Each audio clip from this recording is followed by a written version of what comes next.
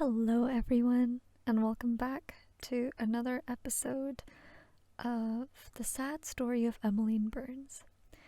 Or at least, I feel like it's probably going to be the end of the story here now. If you remember in the last episode, what has happened so far is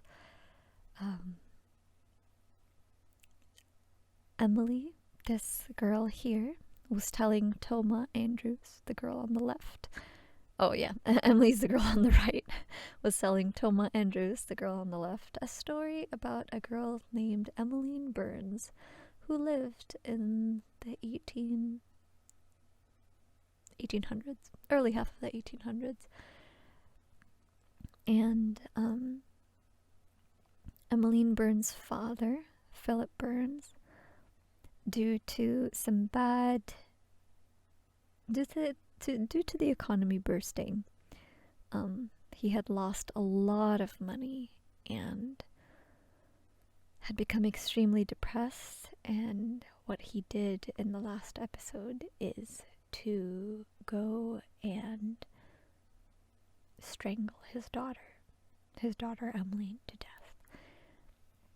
And as you know, we're quite sure already that Emily over here is Emmeline, and there's a small inkling that Toma Andrews might be a descendant of Cornelia Linton, who was Emmeline Burns' lover, young 14-year-old lover of the same age.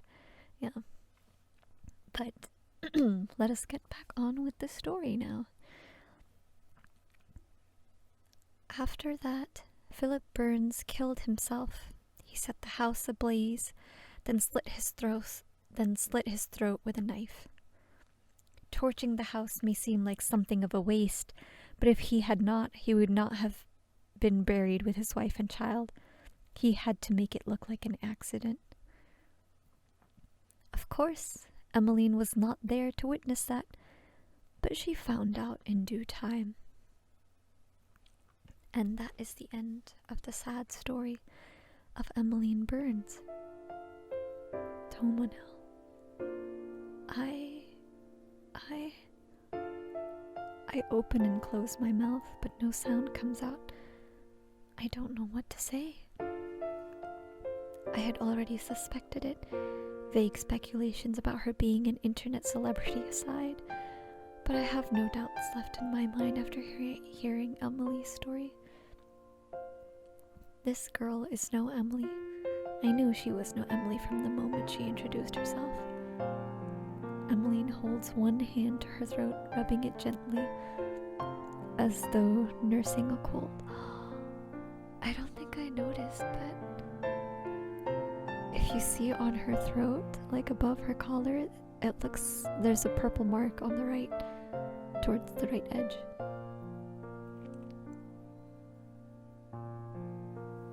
Now Emmeline, her name has just changed. I wish he had not choked me. I imagine he did it because he thought it would be less violent than stabbing me. But it took so long to die. 3 whole minutes. Worst of all, I could still think during that time. I could grieve. I could suffer. It gave me enough time to form regrets. And maybe that is why I could not die properly. Emmeline sighs, resting a hand against the top of her own gravestone. Unlike the ghosts in films, her hand doesn't pass through it. Instead, her fingers make contact, firm and solid, and I even see her shiver when the coldness of the stone permeates her pale skin.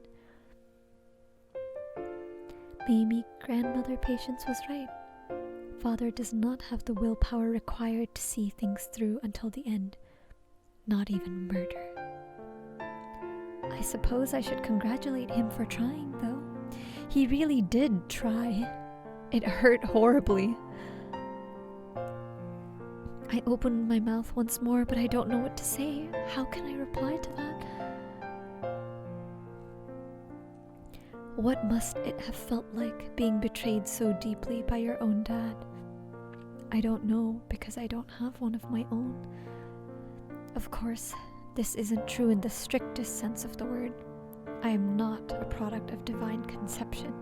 A human man did have a hand in my existence. I don't feel like I have a dad, though. Mom never talks about him, and I never thought to ask. I know Mom doesn't like thinking about Saul Andrews, or that git, as she calls him. When she's in a charitable mood, she calls him far worse when she's not, and I don't like thinking about him either. I don't have much to think about, anyway. I've never met him before. I've only seen his face in photographs, and Mum threw most of those away. I can't say I blame her, given how he reacted to the news of her pregnancy. Apparently he tried to coerce her into having an abortion, and when that didn't work, he turned tail and fled. Didn't even leave a note. What a git. I always thought I should hate Saul, but I don't even know him well enough for that. Instead, all I feel is an absence of feeling. Really. Apathy. Now, I can't help but wonder who has it worse, even though I know making such a comparison is unfair. Is it Emmeline, whose dad loved her dearly, to such an extent it wrung the life out of her lungs? Or is it me, whose dad loved me so little he ran away before I was born and never tried to talk to me? They're both bad in their own ways, and if my mom had bowed to Saul Andrews' wishes, I would be dead too. The fact remains, however, that I am not. Emmeline, meanwhile, is. Do you resent him? I do not know. I have had a lot of time to think about it, but I still can't come to a conclusion. Trying to describe it with words would seem inadequate somehow, but I am upset. I wish it had never happened. I know Father thought he had to do it, and I'm sure it took him a good deal of thought before he was even able to consider killing me and my mother. He was not a violent person. I know it might sound cliched, but he did not even like killing moths or spiders, and yet a person like him, spineless, grandmother Patience said, was still able to murder his wife and child, then slit his own throat. Our financial situation must have been bad if he thought this was the only way he could save us. I don't profess to fully understand it myself, but there must have been a reason behind his actions. Men, even the most hot-headed men, do not murder their wives and daughters on sudden whims or whispers from fairies. He must have been in a difficult position, so I feel some sympathy, but at the same time, it just isn't fair. He never even asked me what I wanted, and I certainly did not want to die. I wanted to stay alive. There were so many more things I wanted to do. I don't know what things I wanted to do, not exactly, but I had my whole life ahead of me.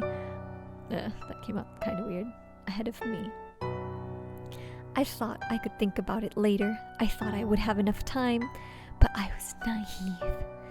I just wanted to spend more time with Cornelia. Even though I was young and I did not understand a great deal about the world around me, I know that I loved her. I loved her with all of my heart. And then my father killed me, and that was the end of that. At least it should have been. I should have stopped loving her the moment my heart stopped beating, but things are not always so simple.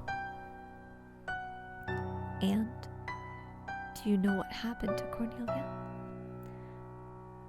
Bits and pieces. She was upset after I died, I think. She cried a lot. Then she grew older and was able to put what happened behind her. Oops. She'll be dead now. She must have been dead for years and years. Emmeline smiles bitterly. Almost as long as I have. You didn't try to talk to her? I did, but she could not see me. I tried my hardest, but it all felt so pointless. I could see her face, but I could not dry her tears. I wanted to tell her I was all right as a dead girl can be anyway, but there was nothing I could do. In the end, I decided to leave her alone. She had moved on, and I knew I should too. Following Cornelia did not make her happy, and it definitely did not make me happy. It just made me feel even more alone. I have not left this graveyard in almost a century. There has been no reason to leave. I just stayed here and slept. A century might seem like a long time, but it slipped by rather quickly. Nobody could see me, so nobody bothered me. At least, until today. You are the first person I have met during the last 150 years who can see me. It is most peculiar. Well, I'm quite a peculiar person. I have always liked graveyards. Ah, yes, you told me that earlier. I remembered. You don't think I'm weird, do you? Perhaps a little, but I'm rather happy about it. If you were not weird, as you said, you would not be able to see me, and I would still be alone. This might not be because of me, though. What do you mean? You can see me with your own two eyes, correct? You have not stolen anybody else's, have you? No, of course not. It's just, I owe my life to the people who came before me. Maybe these eyes were a gift from Rose Bradford. Rose? She's one of my ancestors. Apparently she was a medium. That's what Mother says anyway. Yet if these eyes are a gift from Rose Bradford, the self-proclaimed White Witch of Beverly, they haven't been of much use until now. I've never seen a ghost before, even though I've been to countless graveyards in my time. I have, however, always been strangely adept in the art of finding dead bodies, even when they're buried deep beneath the earth. Does this mean something? Anything? Nothing at all. Maybe the whole world is crawling with ghosts, thicker than the fog that creeps across the ground, and they just never wanted to make my humble acquaintance. Perhaps they were hiding from me, sitting in the branches of trees or peeking out from behind the stained glass church windows, whispering to themselves. Why would they approach me for help, anyway? I'm only a young girl, only 14. But Emmeline did. Was there a reason for that? Now that I think about it.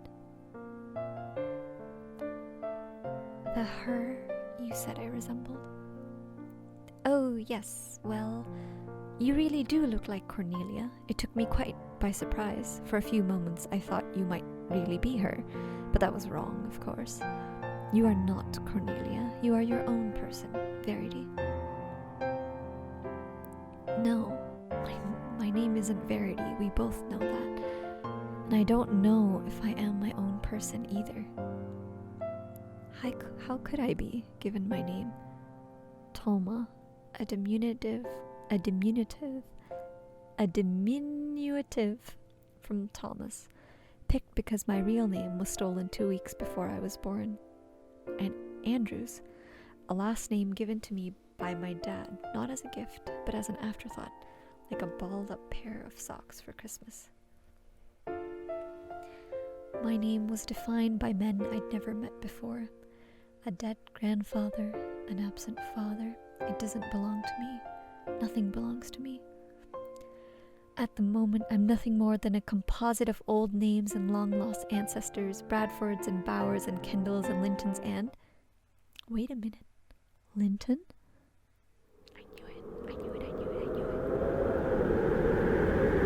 Emmeline, can I ask you something? Of course. Anything will make, nothing will make me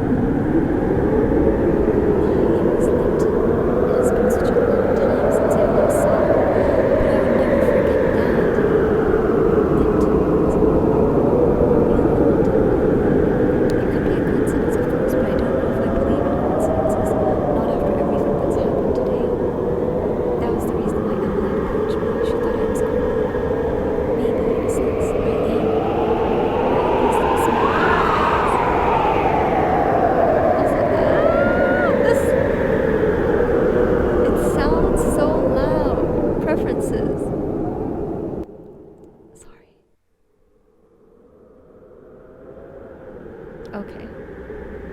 I'm so sorry for how loud that was. And it is with the sudden realization that I feel a light dawn upon me. It's not a real light. The sun remains firmly, stubbornly hidden behind the clouds, but it is a light nonetheless. It is sudden understanding. A whole wealth of memories, a treasure chest of moments shared by the Linton's lake, of girlish laughter and raspberry lemonade, and kisses that taste of carbonation that I should have no knowledge of. These scenes should be sepia-tainted, like old photographs found in the back of a charity store from years gone well and truly by. I've never even been kissed before. How would I know what that feels like? But I can imagine it. In fact, I don't need to imagine it because it really did happen, not to the current me, but to one of my relatives in another time in a place not so very far away.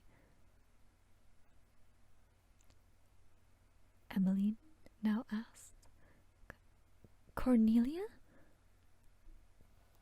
Emmeline stares at me. Or is it me? With wide eyes, hardly daring to believe. I can't entirely believe it either. My body is still mine, but it's not at the same time. I can sense another presence residing inside me. Blown in by the cold autumn breeze, it lingers, hazy and ephemeral, shy to make itself known, but desperate to speak. I feel my heart pounding, but the sensation is strangely unfamiliar. My fingers tremble, or are they hers? I open my mouth to speak, but another person's voice comes out. Emmy? Emmy, is it really you? Cornelia, you! Emmeline presses a hand against her mouth, trying to stifle a gasp of disbelief. But isn't that unnecessary? How can a ghost breathe? The air was choked out of her lungs a long, long time ago. But now, more than 100 years after her death, Emmeline has a whole new reason to be breathless. I thought you had already passed on. Even after you died, I was never able to find you. At any rate, your body wasn't even buried here. That's right. I was buried where I died. In Wiltshire. I was 73. And you died peacefully? Yes. I am not a ghost. I had no regrets, so I had no reason to come back. And yet right now you... Well, this was rather unexpected, to tell you the truth.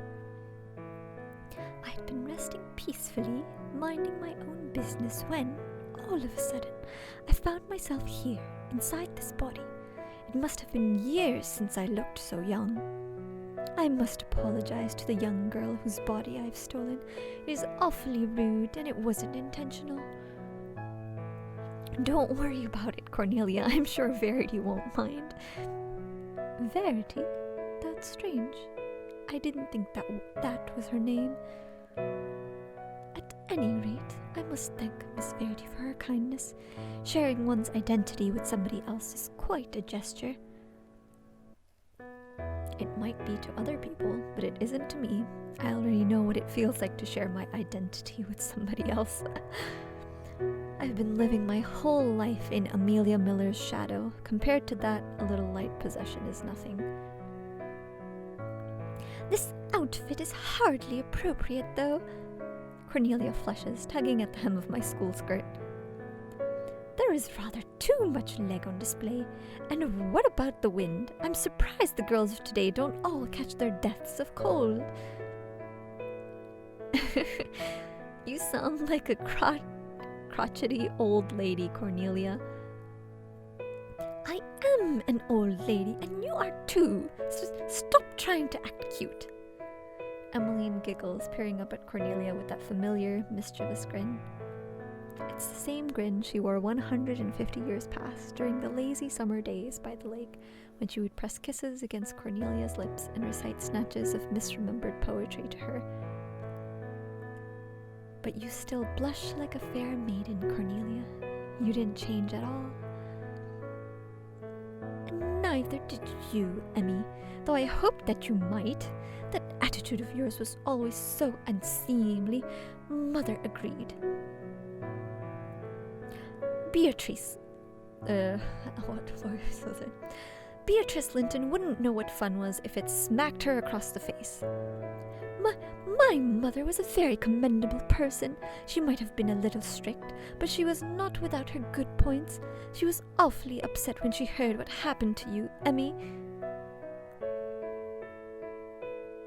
Yes, what happened to poor little Emmy. And you, Cornelia, did you miss me too? Did you really need to ask that question? I just want to make sure. I know that you cried a good deal and that upset me, but I don't know. I wanted you to move on and be happy. I really, truly did. But at the same time, I was also scared and jealous, too. You really were my first love. I suppose you were my last love, too, and all the loves that could have come in between. I just don't want to be replaced. You were my one and only, and I want it to be the same for you. Hold on, let me move.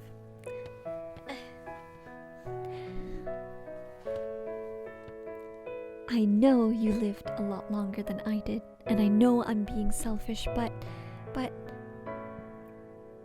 when I think about you loving somebody other than me, it hurts. It hurts so much, I can hardly stand it. Emmy. Emmeline's shoulders shake, and though her eyes are devoid of tears, maybe crying is a luxury not afforded to ghosts. I'm sure she would be weeping if she could. She looks fragile, like a single push might shatter every single bone in her body. Is that why she avoided Cornelia, though she desperately wanted to see how she was? Was it because she was afraid? But she can't run away now, not anymore.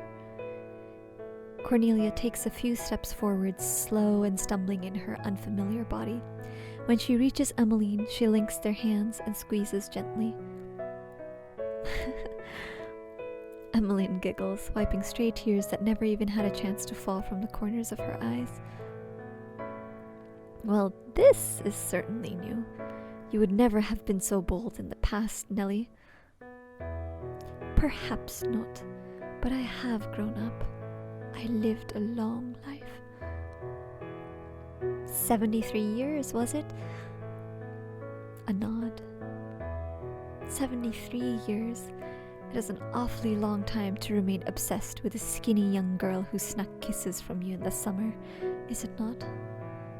Indeed, it's an awfully long time.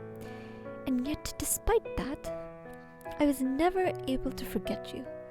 It would be impossible, even if I wanted to.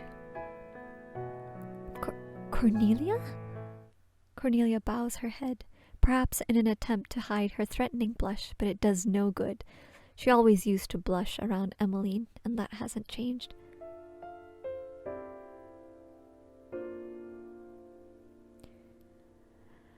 I got married when I was 18.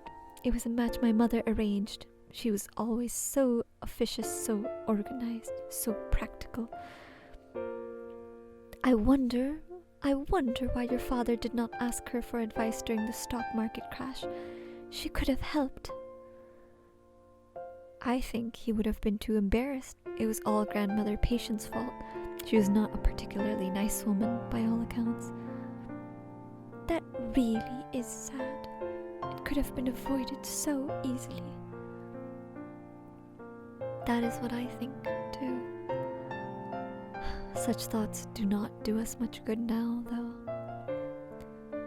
No, I suppose they do not. So, what about your beau? I've searched that word up before and it's pronounced like beau. At least I think. Emmeline attempts to smile, though it looks forced, slightly strained at the edges. Was he a good looker, Cornelia? Did he sweep you off your feet just like a prince in a fairy tale? Of course not. He was a match my mother chose for me. Do you think she would pair her dear daughter with a feckless sot? So he was sensible, was he? Very sensible. He was twice my age, and he was already starting to lose his hair.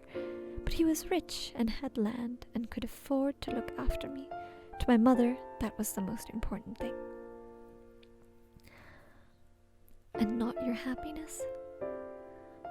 According to my mother, money is the root of all happiness. I would like to disagree, but... Emmeline looks down at herself, smiling sadly. Given money can be blamed for the sorry state of affairs of my family found themselves in, perhaps there is a germ of truth to that. Perhaps, and I was happy with him, in a sense. You loved him? No, I did not love him. He was too old, and we were too dissimilar. We did not have a single thing in common. Fortunately, he was not unkind, and that is more than can be said for some men, I suppose. Oh, I'm sorry, Cornelia. You do not need to be sorry. I may not have been unhappy, but I may not have been happy, but I was not unhappy. My life was rather comfortable, all things considered. But you did not forget about me? No, I did not. I could not. You really did mean the world to me back then, Emmy. And I loved you with all my heart. Only back then? Well, also, hold on, I'm gonna do this. I'm gonna take a picture. Okay. Well, even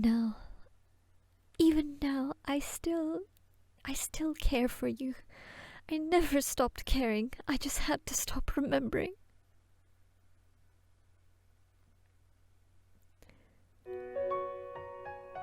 Oh, Cornelia, if my heart had not been stopped, I'm sure it would have skipped a beat.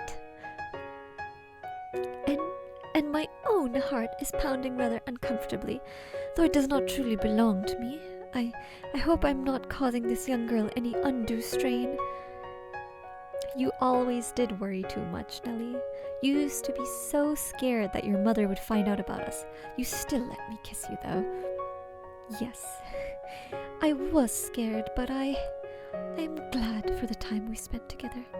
Had I known it would be cut short, I would have confessed to you sooner. Say, Cornelia. Yes, what is it? I am afraid I must ask, for curiosity compels me to do so. Was I a better kisser than your husband? Well, It's fine if you cannot answer. It was quite some time since we last kissed one another. Perhaps you need to refresh your memory. I do not think I would be entirely averse to that. Well then, shall we? My heart pounds, or is it Cornelia's? Perhaps it belongs to the both of us. Again, this is such a beautiful day. I'm gonna take a picture. Yeah. Though she has been dead some 150 years, Emmeline's lips are soft and warm, sweet and gentle, filled with a deep sense of yearning. I wonder how long Emmeline has wanted to kiss Cornelia. How long has she been sleeping in this graveyard, dreaming unfulfilled dreams of a time gone by, when she was young and happy and very much alive? Maybe she thought her dream would never come true. That was why she consigned herself to dreaming and did not awake from her sleepy stupor, a ghostly girl isolated from the rest of the world. But now she has finally managed to make her dream come true. Is there any reason for her to haunt this graveyard further? Surely all of her regrets have been wiped away like the spring sunshine melting the winter snow. She may never understand her dad's motivations for committing such a terrible crime, but I doubt that was the real regret that kept her body tied to this earth. Instead, it was Cornelia. For Emmeline, it was always Cornelia.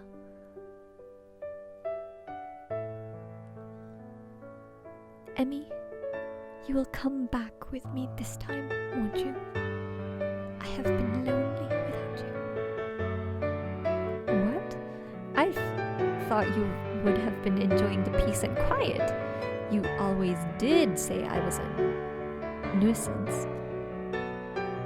I don't actually know how to pronounce that word, as weird as it sounds. I've read it so many times. But yes. You may have bothered me, but I do not mind the attention. Though I enjoy the calm, it can be rather dull at times. Then I must go with you without delay. I would never want you to feel like you had been abandoned. That would be far too sad. Yes, I will be waiting. I've encroached upon this girl's body for far too long, and I should give it back. It would be the proper thing to do. You always did care about the proper thing, Nellie. Evidently not enough. Not when it comes to you. Mother will be so surprised when she learns. I look forward to seeing the expression on her face. I don't think I've ever seen Beatrice Linton surprised by anything before in my life. Yes, well, let us see how it goes, shall we? I would like that more than anything in the world. Cornelia smiles, taking Emmeline's hand in her own and squeezes. I will see you on the other side, Emmy. Please do not tarry. It has already been far too long. And with that, I feel myself gradually regaining control of my body. My fingertips twitch, my eyelids blink, and I inhale the cool autumnal air almost greedily, like a drowning maiden resurfacing from the inky black water. My body belongs to me again, and only me. My identity, once subsumed among Cornelia's ego, like a moon orbiting the earth, has finally been restored. I never realized it until now, but I really do have an identity of my own. I might be quiet, and I might be shy, and my classmates might call me weird, but that doesn't invalidate me as a person. Neither does the fact that Amelia Miller took my name, nor the fact that my dad left me when I was still an embryo in my mom's womb. None of that matters. It's all irrelevant. It doesn't change the fact that I exist. I am alive. I am the product of all of my ancestors before me, a whole string of successive relatives with their own stories to tell. And I have a story of my own. How could I throw away my identity? How could I throw my identity away? It may not fit me perfectly, but it's the only one I have. If I don't like it, all I need to do is create another. I have that power. Why did I never realize it before? Until it was wrested away from me by a restless memory of a girl long since dead. The old saying must be true. You never realize what you have until you lose it. Verity, thank you for helping me. You have no idea how much it means to me. I really am grateful. I really am glad that I met you, though I was never able to learn your name. My name, is it? A name that belongs to me? I straighten my back, inhale a lungful of air, and declare, my name is Toma Andrews. It's a pleasure to meet you, Emmeline. Toma? What a cute name. Cute? The only other person who says that is Hattie. Everyone else thinks it's weird. Well, maybe I shouldn't say that. Nellie will get jealous. I think it is perfectly charming, though. Why did you not wish to share it with me? I was embarrassed. Embarrassed by your name? That's right. But I think I've realized something. I don't want to be embarrassed anymore. Well, maybe I was able to teach you something too. That was another one of my dreams.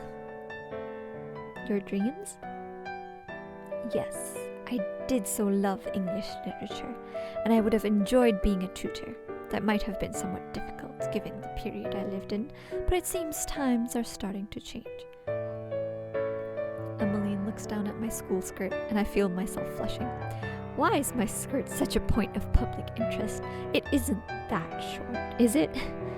If Emmeline and Cornelia are scandalized by my skirt, they should see Emily Hargreaves. That would knock them unconscious. I hope you have a pleasant life, dear Tony. When the time comes, you will have to tell me all about it. Don't worry, I will.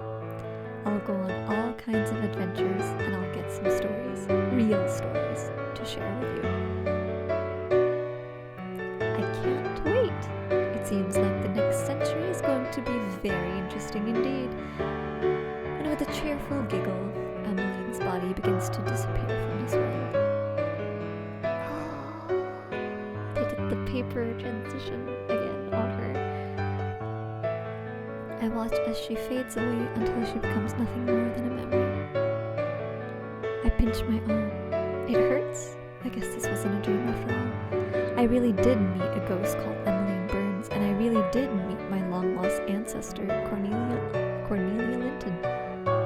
My mom would be so jealous. A silly smile rises to my lips despite myself, and I can't help but giggle.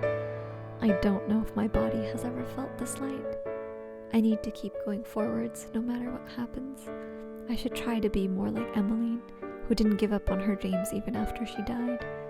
I could use some willpower like that. It's probably because of that strength of will that Cornelia fell in love with her. Who wouldn't? Despite her sad story, Emmeline Burns really is beautiful. I hope that I, Toma Andrews, a recovering victim of identity theft, can someday be as beautiful as her. As silly as it sounds, what she said about identity theft in the very beginning, I only just now connected it to, Amelia stealing her name. I forgot that she said that in the beginning.